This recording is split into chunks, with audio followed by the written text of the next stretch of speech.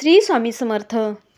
स्वामी म्हणतात, एखादी वस्तू जर हरवली तर त्याची मनाला खंत लावून घेऊ नका. देवाला अर्पण केले असे म्हणा. त्यामुळे तुम्हाला देवाची सहजच सेवा घडते. जसे भाग्यात नशिबात आहे ते घडतेच. पण जर एखादी वस्तू हरवली आणि तुम्ही देवाला समर्पण केल्याचा संकल्प केला तर योगायोगाने तुम्हाला मोठा लाभ होतो. तुकाराम महाराज म्हणतात, ज्यावेळी आपले मन मोकळे असते त्यावेळी आपल्याकडून आपोआप पुण्यकर्म घडत असते.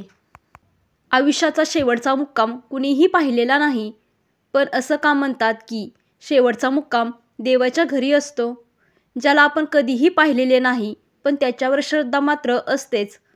पाहुणा म्हणून कुणाच्या घरी जाताना आपण रिकाम्या हाताने जात नाही. मग ज्याची पूजा आयुष्यभर केली, ज्याच्यावर श्रद्धा ठेवली, ते देवाच्या घरी जाताना तरी मोकळ्या हाताने कसे जाणार. म्हणून जमेल तेवढे कर्म चांगले करा.